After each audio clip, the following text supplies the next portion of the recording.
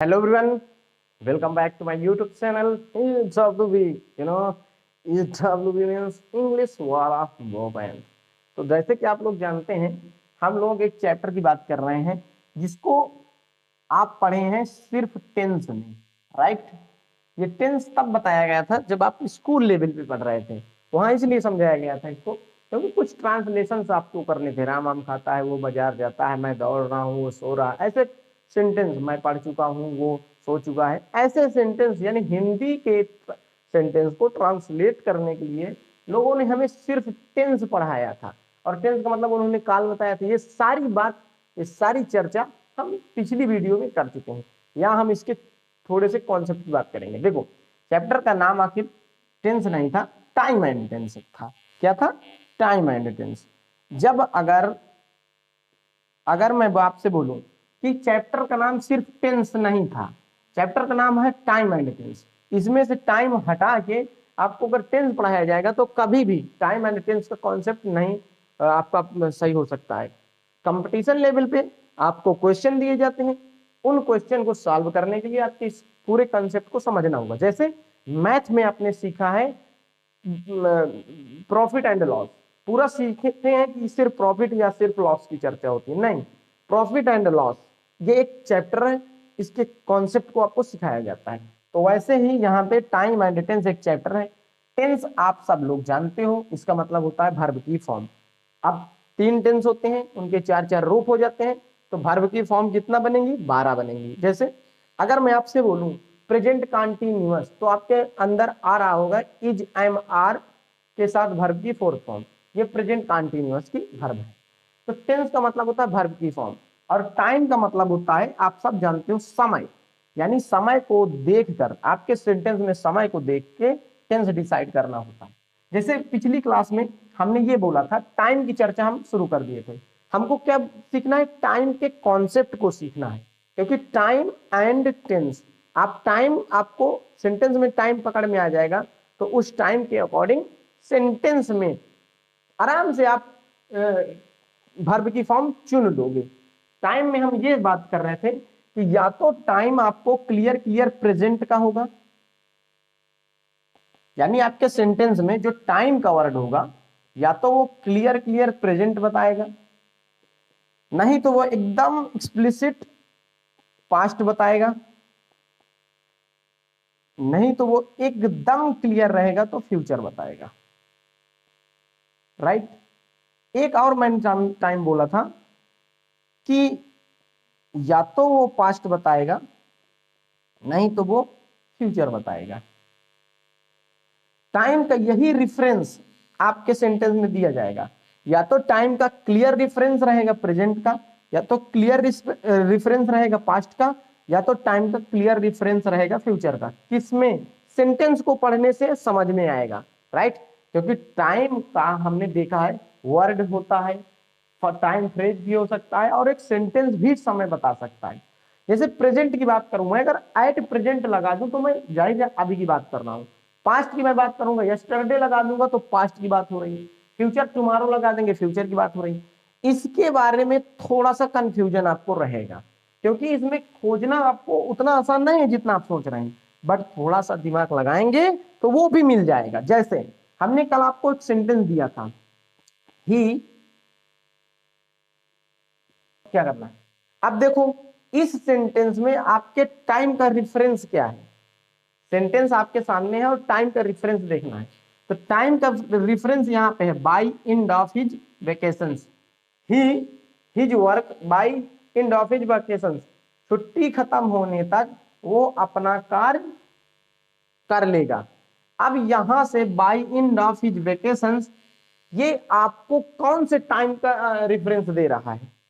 देखो ना, यहाँ पे ना तो प्रेजेंट की बात हो रही है, ना तो फ्यूचर की बात हो रही है, ना तो पास्ट की बात हो रही है। तो टाइम का रेफरेंस देखो यहाँ पे।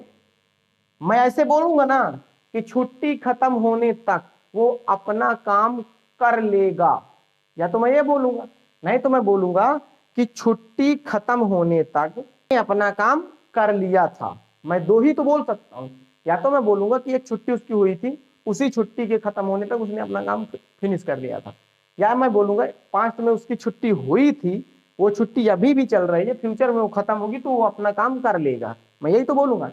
यानी जो टाइम का रेफरेंस है यहाँ पे वो पास्ट और फ्यूचर का है। जब आपको टाइम का रेफरेंस पता चल जाए तो एक रूल है कि अगर बाई के साथ कोई टाइम लगा है तो याद रखना उस टेंस का परफेक्ट यूज करते हैं। उस टेंस का क्या यूज करते हैं? परफेक्ट, इंडेफिनिट, कंटीन्यूअस, ये सब नहीं यूज करेंगे। उस टेंस का परफेक्ट यूज करेंगे जो टेंस आप चुनोगे। जैसे बाई लगा है, हमको पास्ट और फ्यूचर समझ में आ गया, ये रेफरेंस जो दे रहा है टाइम का वो पास्ट और फ्यूचर का दे रहा, तो बाई हमें परफेक्ट चूज करने के लिए बोलेगा, यानी जो टेंस हम चूज करें परफेक्ट में चूज करें। अब यहाँ पे देखो एक कट गया आपके सामने, या तो मैं पास्ट का परफेक्ट चूज करूंगा, नहीं तो मैं फ्यूचर का परफेक्ट चूज करूंगा, क्योंकि उस टाइम उस इस फ्रेज से मुझे टाइम का जो इंडिकेशन, जो रेफरेंस पता चल रहा है वो पास्ट या फ्यूचर का पता चल रहा है, तो हम इन दोनों को आंसर में लगाएंगे। याद रखना आपके एग्जाम में ऐसे आंसर नहीं देगा, एक ही देगा। तो ये हुआ टाइम एंड टेंस। टाइम को चुन लोगे, टेंस ऑटोमेटिक निकल के बाहर आ जाएगा। और आपके एग्जाम में जब टाइम एंड टेंस से क्वेश्चन बनाया जाता है तो याद रखना अगर सेंटेंस में टाइम वर्ड नहीं है तो टेंस का एरर कभी नहीं हो सकता। जैसे एक सेंटेंस लेते हैं,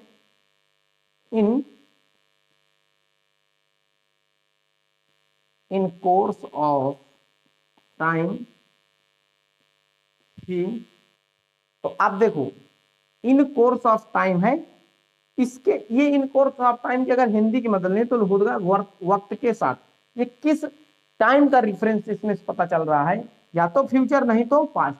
जैसे मैं बोलूं वक्त के साथ वो और मजबूत होता जाएगा, या मैं बोलूंगा कि वो वक्त के साथ मजबूत होता गया। ये तो नहीं बोलूंगा कि वक्त के साथ वो मजबूत होता है, नहीं। यानी इसमें से जो टाइम का रेफरेंस पता चल रहा है वो पास्ट या फ्यूचर का पता चल रहा है।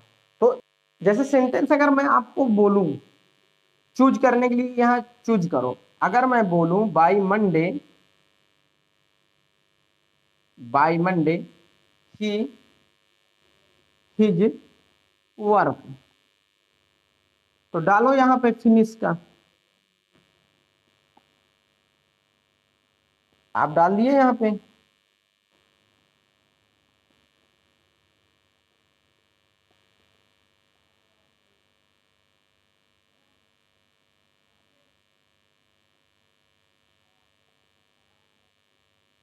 देखिए यहाँ पे बाई मंडे लगा है, आपको पता है सोमवार तक। अब मैं यार बोलूंगा कि सोमवार तक उसने अपना काम खत्म कर लिया, या मैं बोलूंगा सोमवार तक उसने अपना काम खत्म कर लिया था, या मैं बोलूंगा सोमवार तक वो अपना काम खत्म कर लेगा। टाइम का रेफरेंस तो यही पता चल रहा है ना, तो ये ध्यान में आपको रखना है। हाँ, जब ऐसा टाइम का रेफरेंस होगा जिसमें से पास्ट या फ्यूचर का पता चल रहा होगा तो वहां पे जो एग्जामिनर आपको वर्ब का फॉर्म देगा चुनने के लिए, वो किसी एक का रहेगा, या तो पास्ट का रहेगा नहीं तो फ्यूचर। मैं आपको दिखा रहा हूं, तो यहाँ पे टाइम का रेफरेंस क्या पता चल रहा है? या तो पास्ट नहीं तो फ्यूचर। तो पास्ट या फ्यूचर पता चल रहा, तो हमको अगर हम चूज करेंगे वर्ब फॉर्म तो बाई के साथ परफेक्ट चूज करेंगे। परफेक्ट, तो परफेक्ट में एक ये है और एक ये है, तो दो आपको ऐसे। समझ में आ रहा है मेरे भाई? यानी हमें पढ़ना क्या है? हमें टाइम पढ़ना है, टेंस नहीं पढ़ना। और आपसे एक बात और बोलना है कि अगर आप नए व्यूअर हैं और डायरेक्ट इस वीडियो को देख रहे हैं तो यहाँ पे उतना समझ में नहीं आएगा, तो टेंस के वहां पे जाइए आप प्लेलिस्ट में, वहां सारे टेंस के जो आपको वीडियो है वो वन बाय वन करके देखना है, तब ये समझ में आएगा। तो देखो यहाँ पे अगर मैं आपके एग्जाम में क्वेश्चन एरर की बात करूं कि जो एग्जाम में वर्ब से एरर बनता है, वो थोड़ा सा आपको दिखाऊं। जब एग्जाम में वर्ब का एरर बनाता है, वर्ब का, तो एक होता है फाइनाइट वर्ब, राइट? आपको पता है V1 V2 एक्सिलरी वर्ब के साथ वर्ब की फोर्थ फॉर्म, एक्सिलरी वर्ब के साथ वर्ब की fifth form, sorry third form, और यहाँ पे आ जाएगा वर्ब की फाइव फॉर्म। यही आपकी फाइनाइट वर्ब की फॉर्म होती है।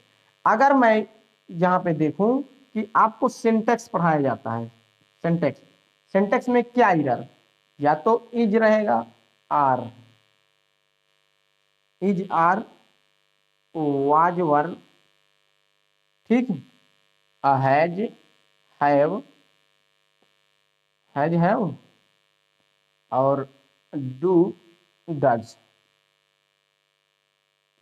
V1 V5। आपके सिंटेक्स में सिर्फ इतना ही तो एरर में पढ़ाया जाता है सिंटेक्स में। अगर आपके सेंटेंस में आर लगा है, आर ये वर्ब लगी, तो तपाक से उसका सब्जेक्ट देख लो, क्योंकि सिंटेक्स में सब्जेक्ट वर्ब एग्रीमेंट पढ़ाया जाता है। तो सिर्फ इतना ही ना भाई, इतना ही तो पढ़ाया जाता है। और अगर फाइनाइट वर्ब लग गया, फाइनाइट वर्ब, तो आपको कंजंक्शन का एरर देख लेना है। क्यों? क्योंकि आपके सेंटेंस में अगर एक से अधिक फाइनाइट वर्ब हुआ तो वहां कंजंक्शन को देखना है। और अगर आपके सेंटेंस में टाइम का वर्ड लगा तो टेंस का एरर देखना है।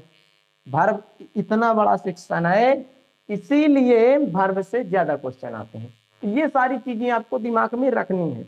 हमने टाइम के फ्रेमवर्क की चर्चा की है, टाइम का क्या क्या फ्रेमवर्क होता है और कितने रेफरेंस में टाइम आता है, ये इनमें तो आपको डाउट नहीं रहेगा।